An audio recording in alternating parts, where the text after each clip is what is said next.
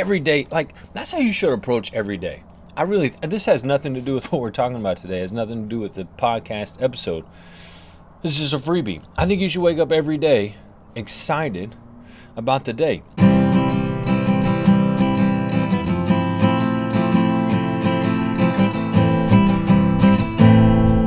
Hey, what's up, fellow humans? Welcome back to the Oak and Ember podcast. I am the host and founder, Garrett Hines, and it is a freaking awesome day. Fall weather is really here. It's really here to the point where, if you're watching this on YouTube, I am even wearing my Woodsman footies.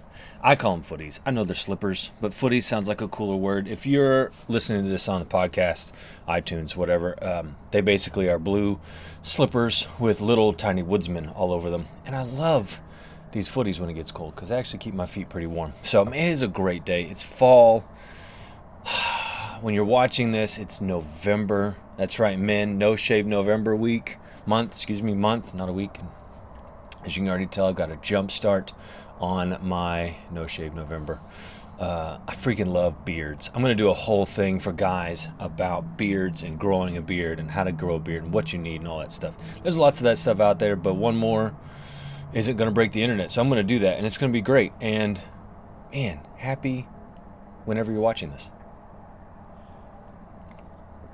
Day, night, morning, weekend, whatever. Hope you're having a freaking awesome day. Every day, that's how you should approach every day. This has nothing to do with what we're talking about today. It has nothing to do with the podcast episode. This is just a freebie. I think you should wake up every day excited about the day. I was listening to Steve Harvey talk about this in a video a while back, and he was talking about how when we get up every day and we declare that the day is a good day, the chemicals in our brains and the way our brains work start producing the things we need in order to see the fulfillment of that belief that the day is great. So every morning I sit up when my alarm goes off and I think, man, today's going to be a freaking awesome day. So I hope that is true for you. If you didn't wake up that way, man, I hope you wake up that way tomorrow. Now, before we jump into the episode, I want to talk about, I'm renaming the first segment, right? Usually 2 segments in an episode, and the first one deals with culture and politics and the world and what's going on. I feel like quick comment isn't even a satisfactory title. So I'm going to rename it. We're going to call this segment Culture This Week, because that's really what's going on. We're talking about the culture of our country, our world, our communities. And the culture discussion is so important. Like former President Barack Obama talked about how this is all trumped up culture wars and all this nonsense. And it's a bunch of crap when people downplay the importance of culture, because it's one of the underlying rivers of life that people wade into every day, right? We are inundated with culture all around us. And when people attempt to rewrite culture for their own ideological benefit, then yeah, we should talk about it. So, with that said, let's jump into our first segment today, Culture This Week. And with all the things going on and all the stuff in politics, it is kind of a low news week, which is surprising considering how bad former Vice President Joe Biden is.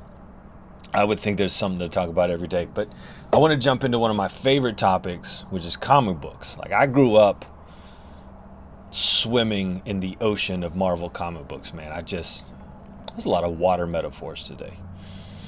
I love comic books. I love reading comic books. At one point in my life, I had a room full of comic books. Don't recommend that as a way of living. It was great for me at that moment.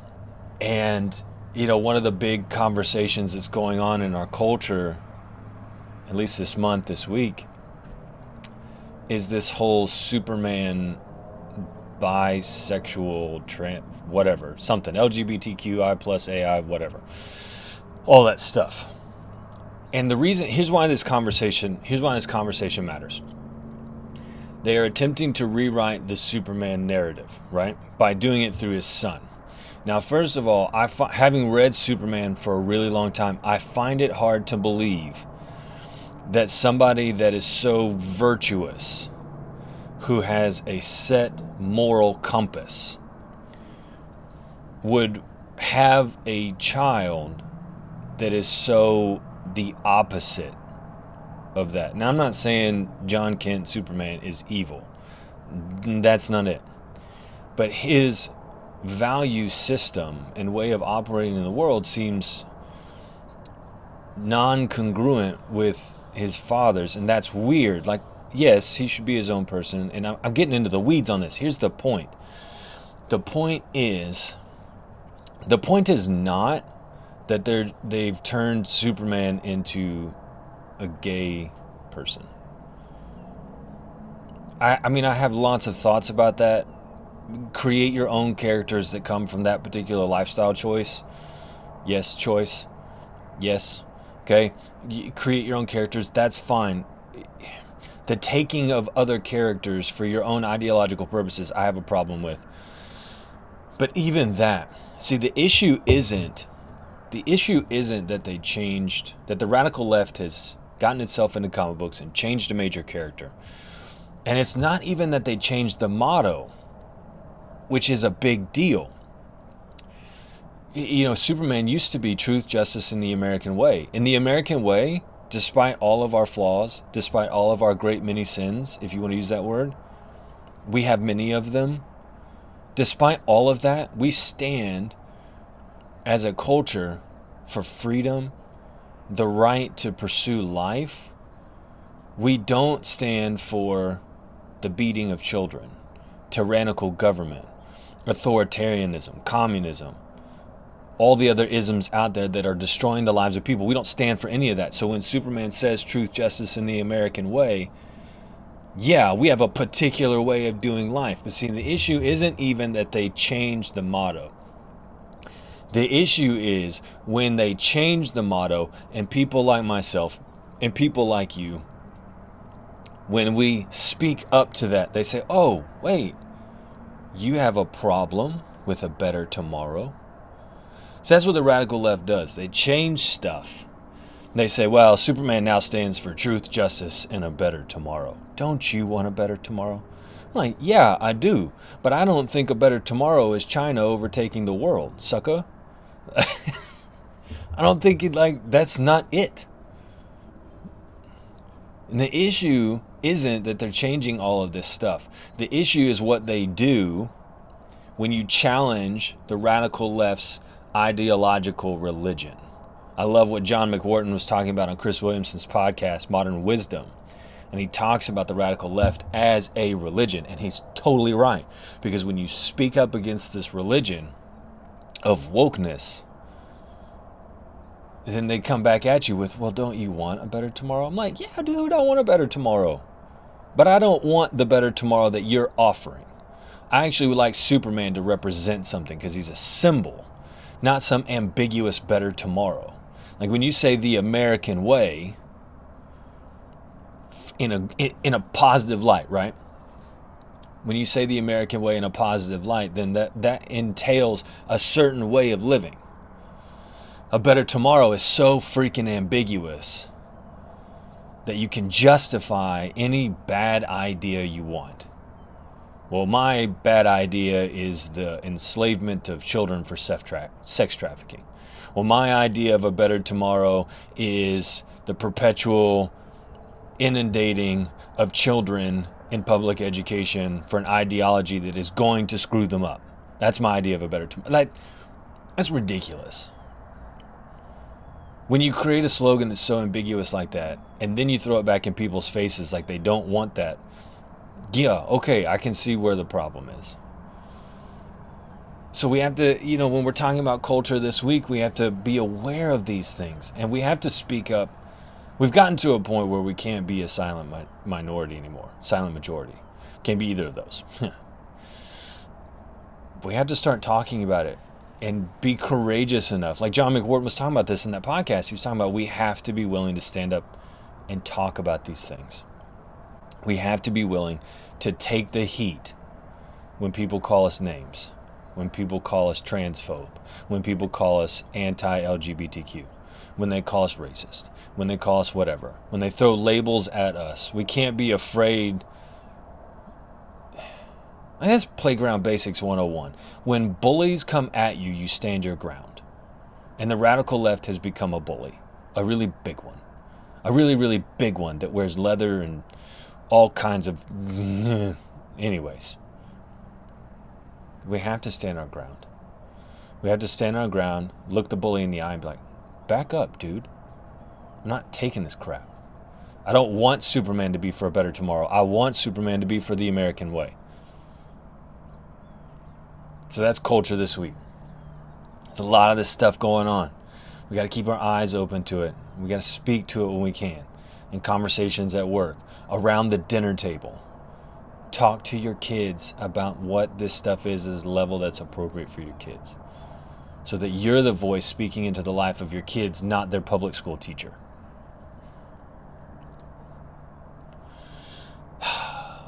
I love talking about culture. It's so powerful when we actually have that conversation. Love it. It's good stuff. My coffee got cold. It gets cold out here pretty quick. Man, I don't want to do the whole Yeti cup thing. That's too... Everybody else is doing it. Anyways, man, let's jump into the reason you showed up for the video today. Today's episode is called The Necessity of Integrity. And I love this topic because, one, I live this way now and I see the fruit of it. And when I coach people, I see the fruit of it. But I also know that I spent a good chunk of my life living an unintegrated life. I hope that's the right way to say that. I probably should have looked that up. But I lived a life that was not full of integrity. In fact, it was the opposite. And before we get into what that means, I want to talk about the actual definition of integrity. See, because when we talk about definitions, our words matter. And that's one of the things that the radical left and I think to the radical right, they're trying to do. They're trying to reshape language to justify bad decisions, to justify a very bad ideology. So we need to be clear on what we're talking about. So when I talk about when I talk about integrity, what I'm talking about is a specific definition. There's one that deals more with honesty, and I'm going to get to that in a second. But I want to speak specifically to the second definition that if you type in define integrity on Google, then this is the definition I want to talk about today. The state of being whole and undivided, right? The state of being whole and undivided. And this is really interesting, upholding territorial integrity and national sovereignty. And if you apply that to the person, that actually is a fascinating idea. The territorial integrity, meaning everything inside of you is undivided. It's whole. And the reason that I think this is such a big topic that we need to be talking about is because I would argue most humans have lost or given up genuine integrity of soul. Right? This isn't so much about how we operate in the world. That's a byproduct. Like your honesty around people is a byproduct of a soul that lives with integrity, whole and undivided. And for most of us, the biggest place where we compromise our integrity is actually with ourselves. So when we're talking about integrity, we have to start with the self, right? And I get this because I've done both. A lack of integrity and integrity, right? I've talked about this before, but if you'd have asked me when I was 26, do you believe in being healthy? And I said, oh yeah, you got to be healthy. You got to take care of your body. You got to take care of your soul. You got to do all these things. Really super important. And then you would find me sitting in a recliner, chugging vitamin D milk and an entire not a roll, an entire package of Chips Ahoy cookies. That's not healthy living, no matter what the obese community will tell you. That's not healthy. You see, my actions weren't in line with my beliefs. And that's where integrity starts. See, you can tell what a person values by their actions, because you cannot act outside of your belief system.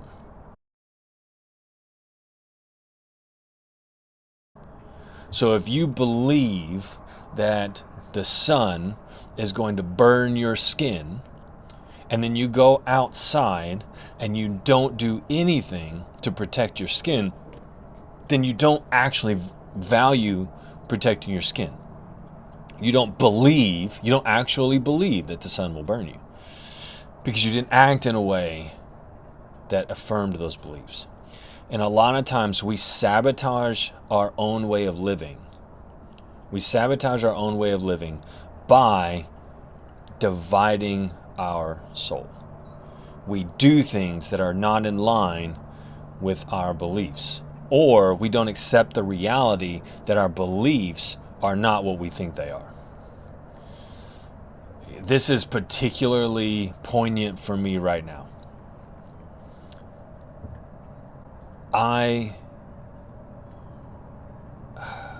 It's hard to talk about. I struggle right now in this season with going to church because I've lost.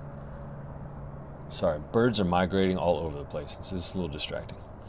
I have lost the core value of what going to church is supposed to be about. And because that is true, we do different things now. And as a Jesus follower, as a Christian, you need to understand, I love God with all of my everything. But I'm convinced kind of at this point that church does more harm to people than good. And every time that I attempt to take our family to church, I feel the breaking of my integrity. Because right now, I believe that the church is not a good place for me personally to be, or for my family to be, for my wife to be. And so when I act outside of that belief, I feel the breaking of my integrity. That erodes my confidence in being a leader in my family, and being a man in this country, in this city, in this space. It erodes my ability to make choices based on confident living. And so that's what happens when we live outside of our integrity, when we erode our integrity. And I think there's a couple of reasons that we do that. We do that because if we actually lived based on what we believe to be valuable, right? So if we actually lived based on that reality, our lives would be infinitely better. And I think a lot of us are afraid to actually live better lives because it means more work. It means being in the public space. It means accepting the reality that we are amazing freaking people. That's one of the things that bothers me about the church. We do all of this, we're all terrible living in sin, we're all going to burn if we don't repent, blah, blah, blah stuff. And we've lost the reality that God created us and said we were good. So if that's true, I can't even. We've lost the sense of goodness that every human being was meant to live in. And we're afraid to embrace the epicness of being who we were created to be. So we sabotage ourselves. And here's what that looks like a lot of times. In our core, we might have a belief like, I'm not safe around my coworkers. But then we go to work and we say things or we do things that would imply, can't act outside of our beliefs. We say things and we do things that attempt to show that we love our coworkers, we feel super safe at work, no problems at work, everything's wonderful. And all the while we feel that burning inside that says, I'm acting outside of what I believe to be true. I hope that made sense. I think I said that out loud and it doesn't seem super clear. The point is, we do things in the world to try and show that our beliefs are super righteous, when deep down inside we don't actually believe those things to be true, and therefore we act outside of our beliefs. We ruin our own integrity. And then we don't trust ourselves. I believe in being healthy, and then I eat a tub of ice cream. You just sabotage yourself because you don't actually believe in being healthy. What you believe in is the comfort and the brain chemical release of eating food like that. That's what you value. The good news is your values and your beliefs can change. You're an ever-growing, ever-evolving person. That's so true. You're an ever-growing, ever-evolving person. Your beliefs and your values are not carved in stone. Tablets from a mountain. Sorry, I love the Ten Commandments. That's a great metaphor. Your beliefs are not carved in stone. They're carved in hearts of flesh. You can change your beliefs. You can change your values. And here's why that's important. Integrity starts with yourself, right? You cannot live life to the fullest. You cannot live better. I like that phrase, live better. You cannot live better if you lack integrity with yourself. If I say I'm going to get up every day at 4:50 and go to the gym, and then when 4:50 comes, I hit the snooze button, I'm ruining my own personal integrity. And then I don't trust myself. And if I don't trust myself, how on earth is anybody else going to trust me? And if anybody else can't trust me, then I can't have the positive influence in my community that I really want to. It all starts with your own personal integrity, with yourself. You know, when I coach people, I talk about how if we say it, we do it. If you're a teacher in the classroom and you say you're going to give a consequence, then you give the consequence. That's how you maintain your personal integrity. And you have to maintain your personal integrity, because once people see you work against your own word, you've lost integrity in the community, and you've lost your ability to have positive impact. So that's the first step. That's the first time I've said that's better today. I'm trying to get rid of that word. It's not useful. It's a space filler. It starts with yourself, right? So if we're going to improve integrity, I don't want this just to be a bunch of words that we talk about and you listen and you go off and you live exactly the same. That's pointless. That makes this podcast useless. It should be about how to do things in our life to live better. So if you want to improve your integrity, if you want to be a person of high integrity, you don't want to be a divided territory within yourself. It's a great metaphor. If you don't want to be divided within yourself, then you have to start by examining your actions. Because your actions will tell you what you believe. They will point you to signposts on the highway. They will tell you what you actually believe. I believe in following the law. Great. Why are you doing 90 on the highway?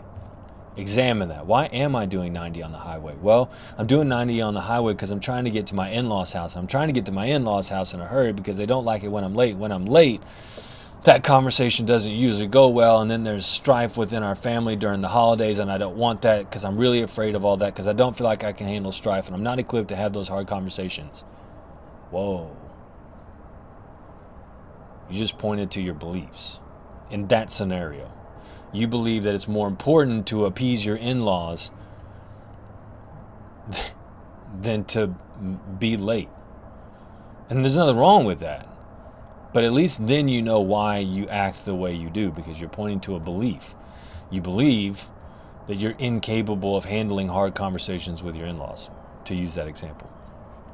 So number one, examine your actions to find your values and beliefs. Because if you can find your values and your beliefs, you can start to change those, because they're not immutable. They're changeable. You can change your beliefs and values. I've seen this firsthand.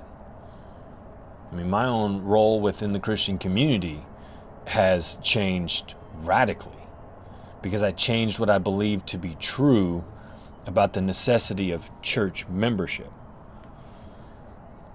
You can change your beliefs. You can change your values. But it starts by figuring out what they are, right? And then number two, you have to actually remake your beliefs. That's really important. And I'm going to say this. It's really important when you're remaking your beliefs and your values that you do that in light of your faith tradition. And when I say faith tradition, I'm talking about everybody. Even if you're an atheist right now, even if you're an atheist, you have a faith tradition. You are relying on and believing in a certain system of beliefs and values, period. So you have to remake your beliefs in light of your faith tradition. That's something I'm going through right now, using Holy Scripture, using the first Scripture, creation, using multiple denominations within the Christian community, Catholics, Anglicans, evangelicals, all of those. And I'm examining everything I believe based on what I'm learning about my own faith tradition. So you have to remake your beliefs, but it is unwise to do that out in the wild without any kind of foundational faith, right? Or without doing it in light of your faith. And then lastly, you have to commit to living in light of your beliefs and values. So if you examine your actions and you find that you believe that it doesn't matter how you take care of your body, and then you decide, no, actually, I believe it's super important to take care of my body, because if my body is healthy, then I can have a better impact in my community. Okay, I now believe that it is important to take care of my body. Then you need to go into the refrigerator and get rid of all the junk that's in there that doesn't help you take care of your body. If you say, I'm going to take care of my body, then your actions should be in line with that belief. And every time you go to take an action that does not fall in line with that belief, you need to not do it. Because once you undermine your integrity, it's so much harder to build it back. And it takes time. It takes time. Give yourself time and grace. You know, if you're out there and you're struggling with your own faith tradition, then examine your beliefs. Figure out what beliefs you have, where they came from, why they matter, why they may need to change. And then act accordingly. Your actions fall in line with your beliefs. If you want to improve your integrity, you have to improve what you believe. You have to change what you believe or start living in light of your beliefs. Maybe there's nothing wrong with your beliefs. Maybe you just need to start living in line with them and stop acting outside of that. Man, it is a great, great day. Hope you found this valuable. Hope you found this useful. As always, do all the things. Subscribe, hit the notification bell, hit that like button. People say smash that like button. I just can't get there. Do all of those things. Subscribe, follow us, join what we are doing here. And until next time, get out there and live life to the fullest. Have a great rest of your day. Cheers.